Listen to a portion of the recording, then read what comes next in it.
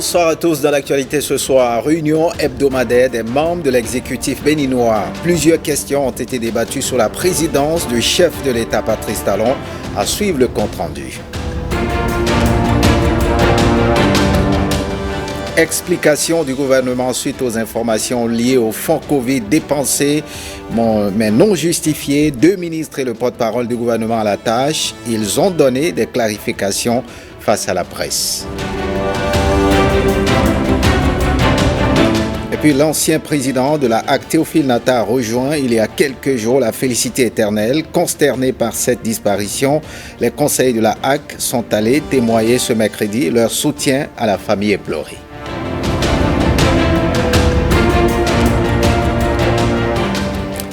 Voilà pour le sommet. Bienvenue si vous nous rejoignez. Les membres du gouvernement se sont réunis ce mercredi pour se pencher sur plusieurs questions. Que retenir de leurs travaux? Suivons le compte-rendu du porte-parole du gouvernement.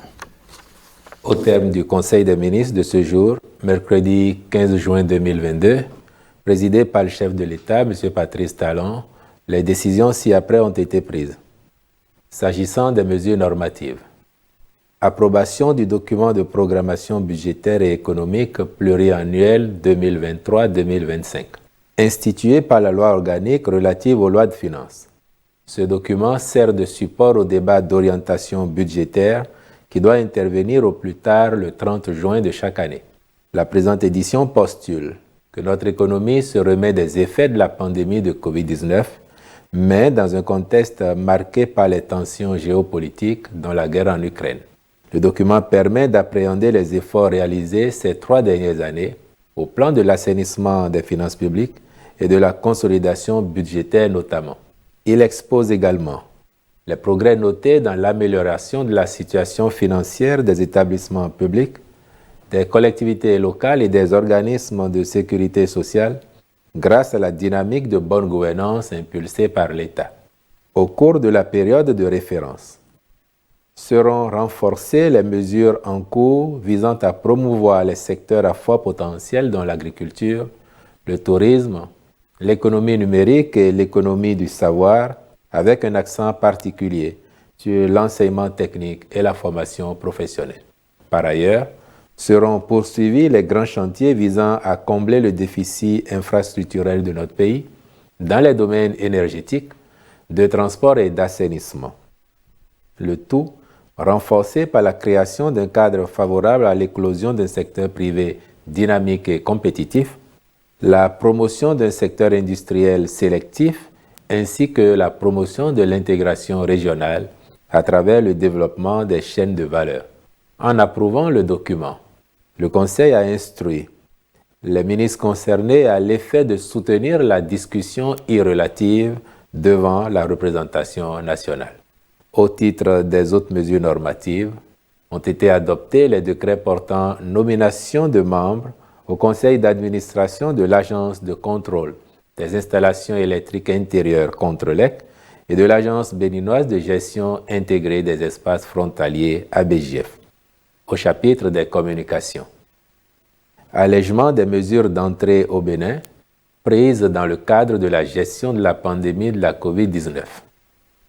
En raison du recul relatif de la pandémie dans le monde en général et dans notre pays en particulier, le gouvernement a décidé de lever les mesures exigées pour la traversée de nos frontières dans le cadre de la gestion de la crise sanitaire de la COVID-19. Ainsi, pour compter du jeudi 16 juin 2022 à 0h, l'entrée sur le territoire béninois, aussi bien par les frontières terrestres que maritimes et aérienne, est libre de présentation de tout document en rapport avec la COVID-19. Les voyageurs au départ du Bénin devront cependant toujours se conformer aux exigences des pays de destination. Toutefois, cette tendance baissière ne dispense pas de la nécessité de se faire vacciner. À cet effet, le Conseil exhorte les populations d'une part, les responsables à divers niveaux d'autre part, aussi bien du secteur public que privé, qui ne l'ont pas encore fait, ainsi que les agents sous leurs ordres, à se faire vacciner en vue de se prémunir contre la forme grave de la COVID-19. au chapitre des rencontres et manifestations internationales. Sous cette rubrique, le Conseil a autorisé l'organisation au Bénin, en juin 2022, d'une réunion de validation du système de suivi de la pêche artisanale maritime. Le 16 juin 2022, de la deuxième réunion de haut niveau des ministres chargés de la Santé et des Transports sur le bilan de l'organisation du corridor Abidjan-Lagos et ses perspectives. Du 15 au 16 juillet 2022, de la 8e réunion du comité régional de pilotage du projet d'investissement pour la résilience des zones côtières en Afrique de l'Ouest. Enfin, au chapitre des mesures individuelles, les nominations ci-après ont été prononcées. À la présidence de la République, membre permanent de la cellule de suivi et de contrôle de la gestion des communes. Monsieur Aminou Adjele Maman, coordonnateur de la cellule. Monsieur Asogba Zakari Gbodjaido, coordonnateur adjoint de la cellule. Madame Cyrielle Arwandogbo Pero. Monsieur Michael Bachabi Jara.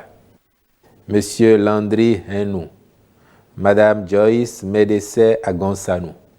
Au ministère de l'Économie et des Finances, directeur général de l'Agence des systèmes d'information et du numérique, Monsieur Marc-André Loco, directeur général de la Banque internationale pour l'industrie et le commerce, Monsieur Arsène Dansou, je vous remercie. Et on reste avec le porte-parole du gouvernement pour ses explications lors de la tournée nationale de sensibilisation par les membres du gouvernement au nombre des préoccupations soulevées par les populations figure celle relative au contrôle du prix du ciment sur le terrain. Le gouvernement y veille, à en croire Wilfried Léandre-Ngweji. On le suit. Je dois vous dire que vos observations ne manquent pas de pertinence en ce qui concerne la réalité sur le marché. Mais ayant fait le point de la tournée gouvernementale et notamment des préoccupations soulevées par nos concitoyens ici et là, le gouvernement n'a pas cessé de s'occuper de la question. C'est la raison pour laquelle je peux vous dire avec bonheur que cette question a été effectivement prise en charge déjà et qu'un arrêté est pris qui renseigne sur le prix du ciment à appliquer dans chacune de nos communes. Vous retiendrez que par le passé, on indiquait les prix notamment dans les chefs-lieux de département. Il se fait que parfois, à l'intérieur d'un département, les distances entre le chef-lieu et les communes ou entre les communes sont parfois importantes, à telle enseigne que, oui, objectivement, cela peut avoir un impact sur le prix de cession dans telle ou telle commune. Pour mettre fin à toutes les polémiques et à tout équivoque, le gouvernement a instruit effectivement, et puis sous la houlette de Madame le ministre de l'Industrie et du Commerce, cet arrêté est pris qui renseigne sur les prix à pratiquer dans chacune de nos 77 communes. Et je dois dire que ces prix ont été discutés et homologués avec les cimentiers. Il ne s'agit pas d'augmentation de prix. En fait, c'est un encadrement qui tient compte des prix que le Conseil avait déjà indiqués récemment. Et cela s'est fait en toute bonne discussion, donc de façon participative avec les cimentiers. On le dit pour indiquer que et les orientations, les instructions du gouvernement sont fermes dans ce sens, c'est qu'il n'y aura plus de laisser-aller sur le terrain. Si on a été jusqu'à indiquer par commune le prix à pratiquer, c'est pour que le contrôle soit plus aisé. Ainsi, plus personne ne dirait « mais j'ai été chercher le ciment dans telle ville, chef-lieu ou dans telle commune, j'ai fait le trajet en payant le transport, voilà pourquoi je le vends à tel prix. » Donc, on est allé dans ce détail, commune par commune, pour faciliter la mission aux agents chargés de faire le contrôle sur le terrain. Et je peux vous dire que, sensible à la situation, le chef de l'État a indiqué qu'au-delà des agents du ministère de l'Industrie et du Commerce, les responsables au niveau de nos préfectures et même les commissariats d'arrondissement dans toutes nos communes doivent être mis à contribution pour soutenir l'équipe de contrôle et faire en sorte que de façon systématique et régulière, les contrôles se fassent dans toutes les communes. Et à cet égard, il est indiqué, les mesures sont également prises à cet effet, que les contrevenants se seront eux-mêmes volontairement prêter au fouet des sanctions prévues par la loi. Et on reste avec le gouvernement qui s'inscrit en faux contre les allégations qui font état de fonds Covid dépensés mais non justifiés. 2 ministres et le porte-parole ont animé ce matin une conférence de presse. Objectif, clarifier les points d'ombre du rapport audit. Jean-Claude James et Brice Thibozo nous font le point.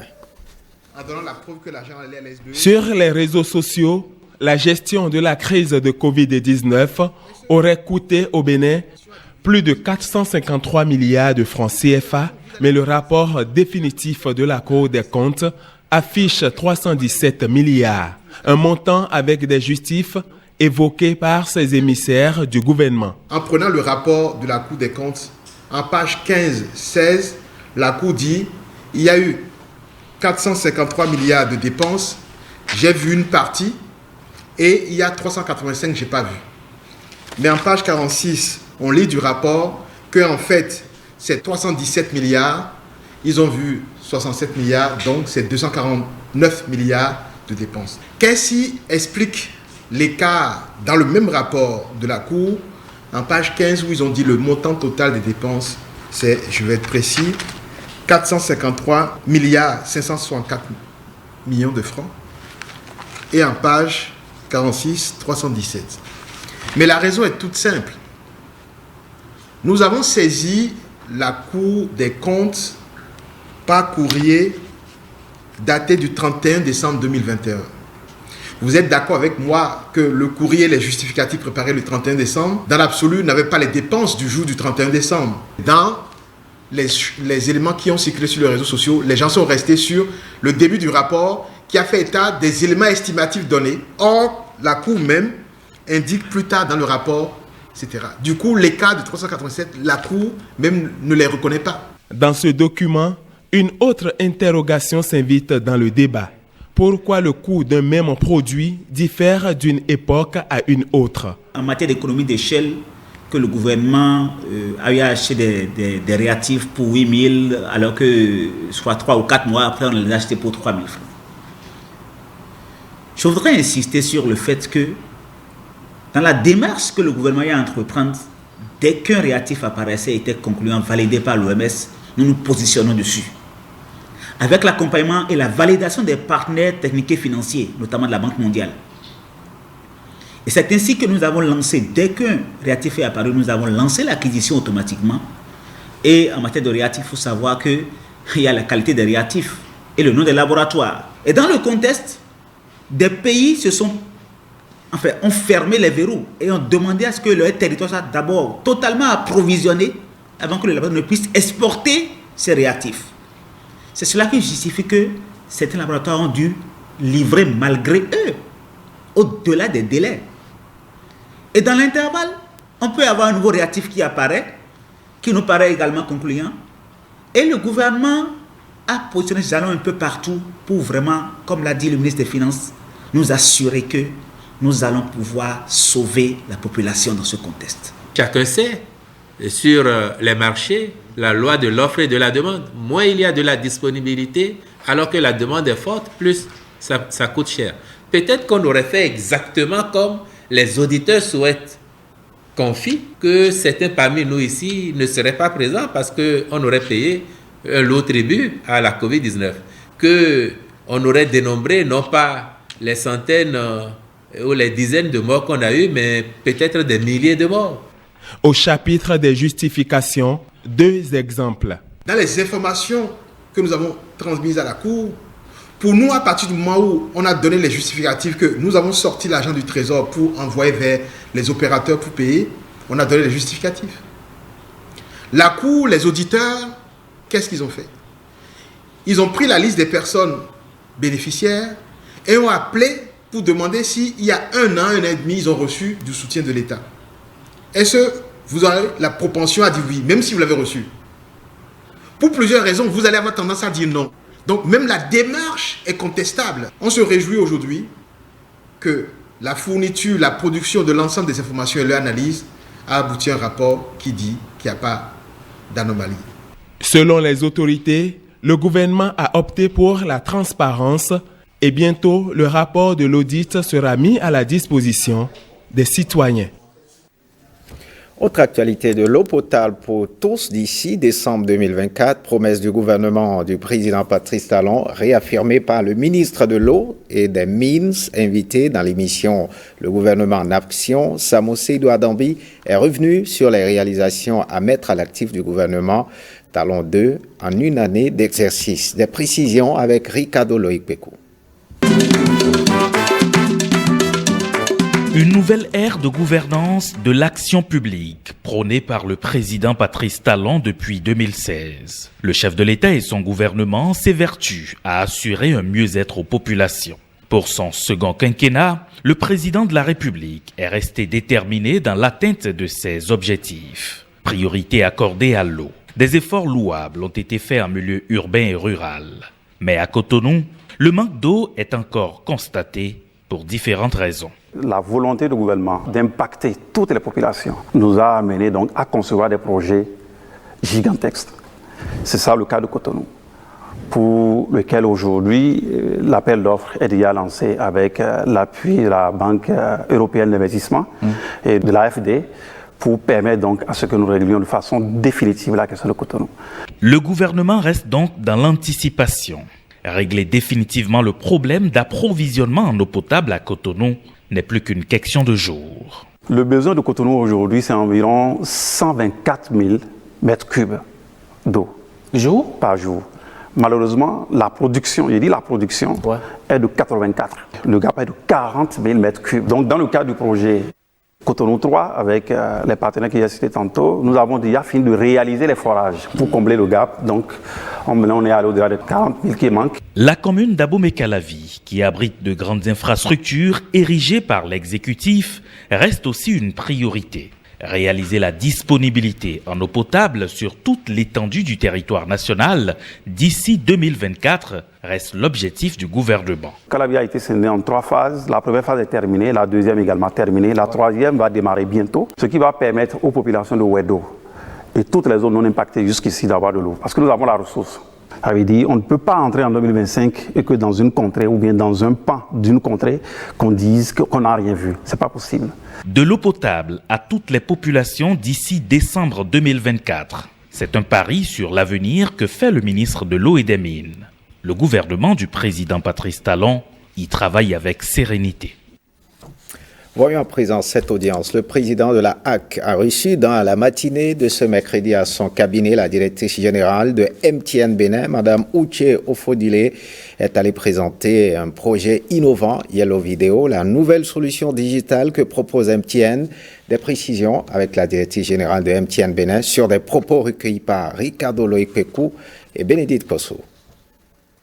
We just finished a very good meeting with the president. On a terminé avec une réunion très intéressante avec le président. Notre objectif, c'était de lui présenter une nouvelle innovation que nous avons et que nous entendons mettre en œuvre prochainement. Comme vous savez, l'un de nos objectifs, c'est d'assurer l'accès le plus étendu possible à l'ensemble du peuple béninois. Et ce que nous prévoyons dans Yellow Video, c'est de permettre aux Béninois d'avoir accès aux contenus locaux dans cette solution innovante que nous proposons. And with Yellow Video, we're looking to make sure that everyone has access to local content. Donc, ce que nous voulons, c'est de faire en sorte que ces nouveaux canaux soient accessibles au maximum de personnes aux tarifs les plus bas possibles pour faire en sorte que tout le monde puisse en profiter. You can imagine watching local content for entertainment. Il y a des contenus locaux, que ce soit au niveau de l'éducation, au niveau de la santé, etc. Et ce sont ces contenus-là que nous voulons mettre à la disposition des Béninois. Nous avons eu une très belle rencontre avec le président et nous sommes impatients de pouvoir déployer cette solution pour l'ensemble du peuple.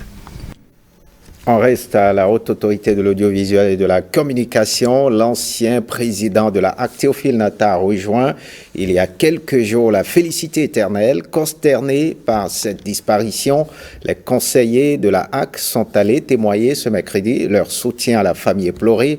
Au thème de la visite, nous vous invitons à suivre le témoignage du président de la HAC, Rémi Prosper Moretti.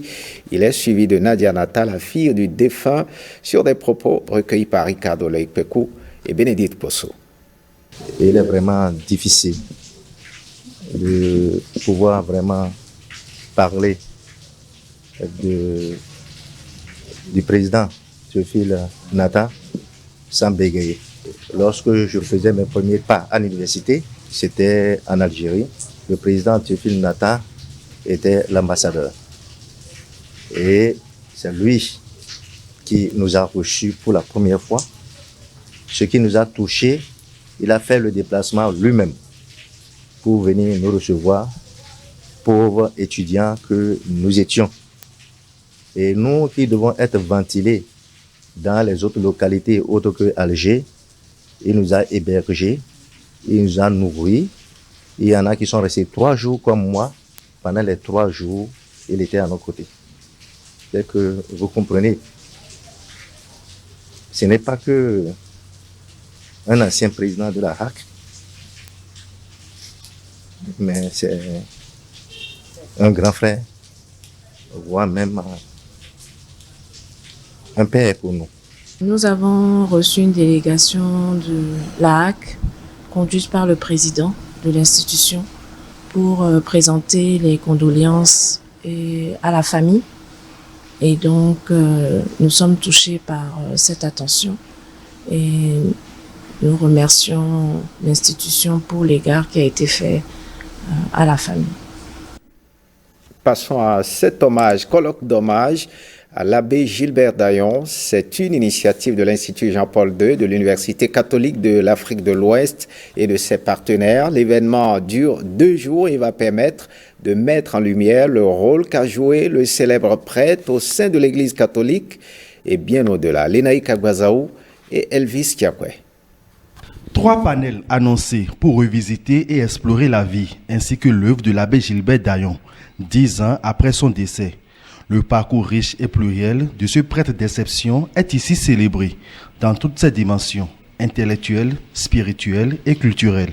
Je l'ai connu comme un homme débordant d'enthousiasme.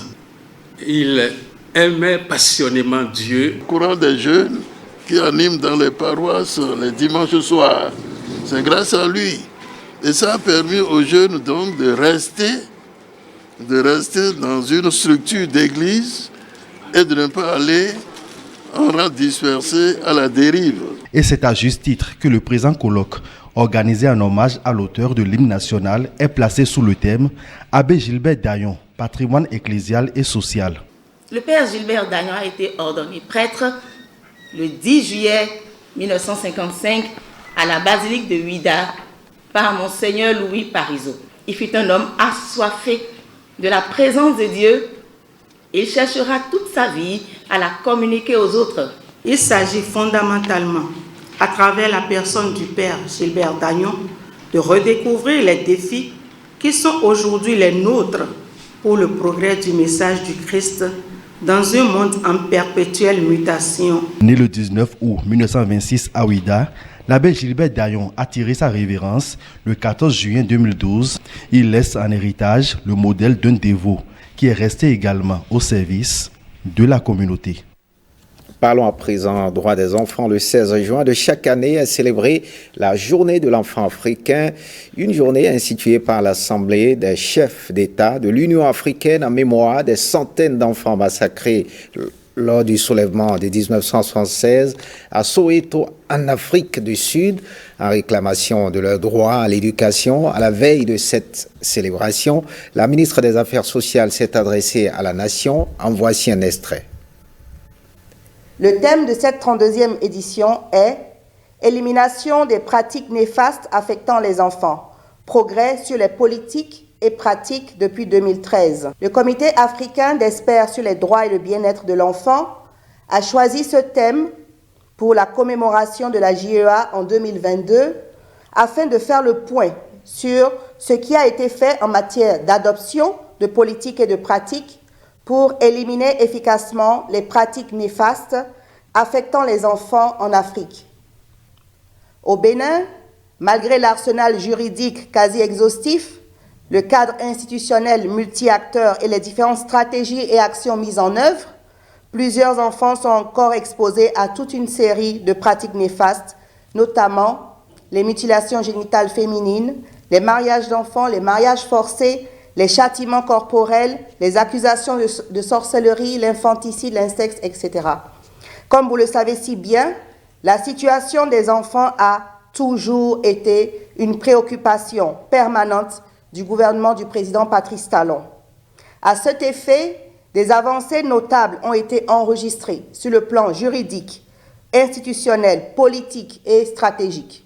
Béninoises, Béninois, chers compatriotes, les pratiques néfastes ont des conséquences négatives sur les enfants et sont susceptibles de causer des dommages physiques, psychologiques, économiques et sociaux, de limiter leur capacité à participer pleinement à la société ou à se développer et à atteindre leur plein potentiel. C'est au vu de toutes ces conséquences que nous sommes appelés à un élan patriotique pour préserver et sauvegarder le bien-être de ces êtres innocents que nous appelons l'avenir de la nation. Voyons à présent les préparatifs du baccalauréat, session unique de 2022. Les épreuves écrites du baccalauréat 2022 démarrent le lundi 20 juin 2022 à l'office du bac. Les préparatifs sont achevés. Une séance de travail s'est tenue pour faire le point. Sentiment à l'issue de la séance de travail, tout va bien, c'est ce que nous dit Ghislain Poguet. Le gouvernement a joué pleinement sa partition. C'est le constat. À l'issue de cette séance de travail, ils sont là le ministre des Enseignements secondaires, techniques et de la formation professionnelle, la ministre de l'Enseignement supérieur et de la recherche scientifique et le directeur de l'office du baccalauréat. Les travaux sensibles sont totalement achevés. Le matériel lourd est totalement déployé comme de coutume grâce à l'appui de l'armée. Les fonds sont entièrement mobilisés. Les chefs de centre sont en train de recevoir les dernières instructions. Les candidats, les surveillants sont déjà en possession de leur convocation. Le matériel sensible est en cours d'acheminement pour être sécurisé dans les commissariats. Après le point des préparatifs, un seul constat s'impose. Chaque chose est à sa place. Nous sommes satisfaits du niveau de préparation. Nous n'avons pas d'inquiétude. Nous savons que les choses se passeront très bien. Les préparatifs du baccalauréat 2022 sont ce qu'ils doivent être. Je ne peux que émettre motif de satisfaction. Le niveau de préparation est correct, que ce soit la préparation au déroulement de l'examen, que ce soit la préparation à l'encadrement des candidats. Ces deux niveaux de préparation sont très encourageants. Cette année, 77 416 candidats composent. Les candidats de sexe féminin sont au nombre de 32 045. 3 777 composent dans les séries scientifiques. Rendez-vous donc le lundi 20 juin 2022 dans les centres de composition. Le lancement officiel de cet examen se tiendra au CEG 1 de Ouida. Voyons avec le jeune frère, ceux qui ont composé le brevet d'études premier cycle ce mercredi 15 juin 2022. Dernier jour de composition du brevet d'études premier cycle durant 3 jours. Les candidats ont été confrontés à plusieurs épreuves sur toute l'étendue du territoire national. L'épreuve, le BEPC donc a pris fin ce matin avec l'épreuve de mathématiques. C'est le constat de notre reporter Ézéchiel Jacor et Simon Bion. Silence, concentration. Puis après, le retentissement de la sirène pour marquer la fin de la composition du BEPC, session de juin 2022. Ici, au Seuzi-Weiro, c'est un ouf de soulagement pour candidats, parents et examinateurs. Bon, toutes les épreuves étaient abordables, surtout l'espace, mais la mathématique, je ne suis pas trop forte dedans, mais j'ai fait de mon mieux. Bon, l'année dernière, les épreuves étaient abordables, mais bon, j'ai pas pu tout écrire quoi. Mais cette année, je me suis dit en moi que bon, les épreuves de cette année ont été plus abordables que ceux de l'année dernière. Je suis vraiment soulagée. Je suis vraiment soulagée. Par rapport à ce qu'elles ont dit, qu'elles ont travaillé, c'était abordable. C'est le dernier jour que c'est la fin. Je suis passé pour la chercher. pour mieux sécuriser son déplacement. Même son de cloche au niveau des autorités de supervision du centre qui sont à pied d'œuvre depuis lundi pour le bon déroulement de cette composition. Nous sommes à la 3e journée du déroulement des épreuves. Au centre du CEG Weiho, nous pouvons dire qu'il n'y a pas un incident majeur à déplorer. Tout a bien commencé et tout va bien se terminer. Il faut dire que les épreuves étaient à la hauteur des candidats parce que quand ils sortent, ils sont joyeux. Tous sereins, les candidats vont attendre patiemment la proclamation des résultats. Elle va déterminer leur participation ou non à la phase orale. La 7e réunion semestrielle des centres d'excellence d'Afrique pour l'impact sur le développement, CEA Impact, a été lancée ce mardi. L'événement se tient au Palais des Congrès de Cotonou et va durer 5 jours. C'est le ministre de l'Enseignement supérieur et de la Recherche scientifique qui a présidé la cérémonie de lancement officielle. Plus de précisions avec Renoir Capo, Marcela Rossi et Yva Godokwesi. Cette conclave internationale qui rassemble dans la métropole économique les dirigeants de 53 centres d'excellence en provenance de 11 pays d'Afrique, entourés d'autres acteurs clés du secteur de l'enseignement supérieur et des partenaires tels que la Banque mondiale, l'Agence française de développement et l'Association des universités africaines. L'objectif du 7e atelier régional du CEA Impact est de fournir une plateforme aux parties prenantes pour échanger des informations sur leurs programmes respectifs. Il est surtout question de forger les partenariats pour assurer la mise en œuvre réussie du projet au profit des étudiants et des professeurs africains. L'objectif de cette rencontre est de donner l'opportunité de pouvoir collaborer et partager les expériences sur les meilleures pratiques mondiales en vue du développement de l'Afrique. Aussi, notre rassemblement de cette semaine nous permettra d'instaurer une plateforme qui servira à assurer la durabilité de ce projet à grand impact.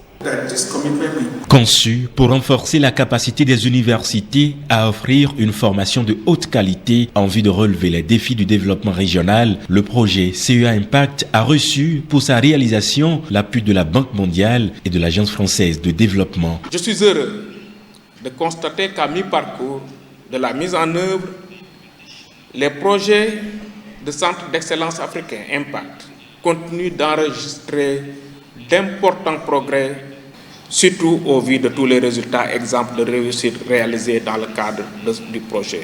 Il s'agit aussi de favoriser l'émergence d'une recherche africaine, apportant des solutions adaptées aux problèmes du continent.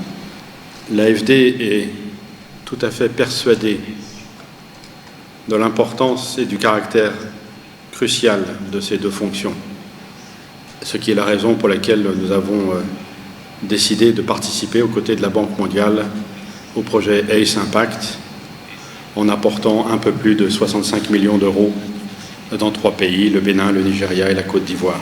Le projet CEA Impact vise en définitive à promouvoir dans l'ensemble des pays bénéficiaires les compétences nécessaires dans les domaines de l'éducation, la science ou la technologie. Une vision qui s'inscrit dans une parfaite synergie avec les grandes orientations contenues dans le programme d'action du gouvernement du Bénin. Le Bénin a été sélectionné depuis peu et habite 2 centres d'excellence. Vous comprenez notre intérêt en acceptant d'abriter ce 7e atelier régional, parce que nous partageons les mêmes ambitions. C'est fort de cela et de ce que vous allez échanger autour des progrès que je voudrais, au nom du président de la République, souhaiter plein succès à vos travaux.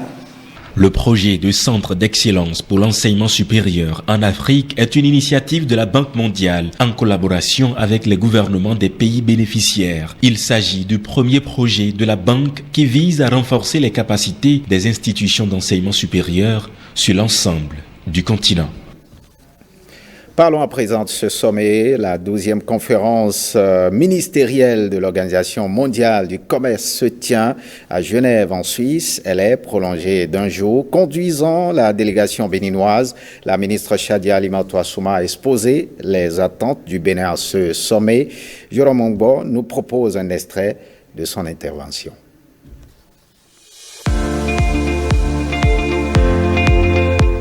La délégation béninoise se fait l'écho des attentes des populations pauvres et vulnérables qui, au fin fond des contrées africaines, ont en ce moment le regard tourné vers Genève pour que le coton et ses produits dérivés puissent être enfin libérés des distorsions créées par les soutiens internes qui perturbent le marché international de ce produit stratégique et en annihilent les efforts que des millions de petits producteurs qui en vivent directement en Afrique avec leurs familles. La délégation du Bénin est tout à fait disposée à prendre une part constructive aux travaux de la présente conférence ministérielle en vue de l'atteinte des objectifs susvisés. Dans ce cadre, elle sera particulièrement attentive à la prise en compte des intérêts spécifiques de ces groupes d'appartenance dont elle est solidaire des positions. Elle invite en particulier les membres de l'OMC à un réengagement en faveur du dossier coton, en écho au signal éloquent donné à l'Assemblée générale des Nations unies à travers l'adoption de la résolution ARES 75-318 du 30 août 2021, consacrant à l'initiative des pays du C4 le 7 octobre comme journée mondiale du coton. Par ailleurs, la délégation béninoise sera attentive aux négociations thématiques portant sur l'agriculture, s'agissant notamment de la question du soutien interne et de l'adoption d'une solution permanente sur la question de la détention des stocks à des fins de sécurité alimentaire. 2. Subventions à la pêche, afin que la portée du projet d'accord en négociation sur cette question puisse être intégrale, tout en intégrant les préoccupations spécifiques des pays en voie de développement et des PMA. 3. Le traitement spécial et différencié en vue du maintien de ce dispositif et de son amélioration pour ménager aux pays en développement et aux PMA la flexibilité nécessaire à l'atteinte de leurs objectifs de développement durable. 4. Le commerce électronique, afin que le moratoire sur la non-imposition des droits de douane sur les transmissions électroniques connaisse une nécessaire évolution dans le sens de sa suppression.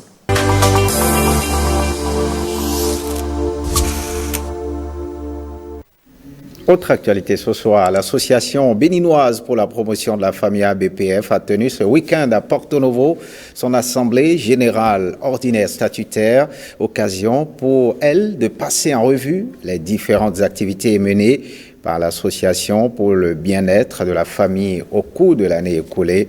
Nathalie Dorisso-Labi et Brissombo pour le point.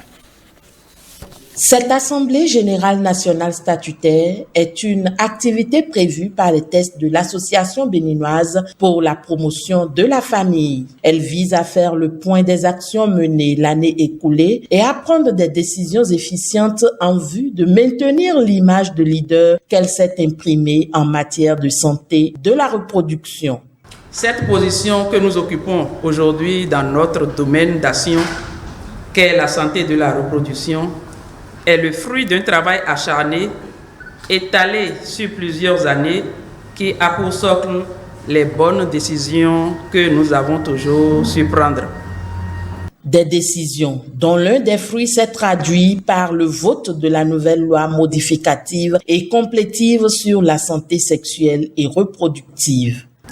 Ce succès obtenu caractérise notre importante et formidable lutte pour l'amélioration des conditions de nos populations, afin qu'elle rime avec notre vision, qui est d'atteindre un Bénin où chacun jouit pleinement et sans discrimination de tous ses droits, notamment en santé sexuelle et reproductive.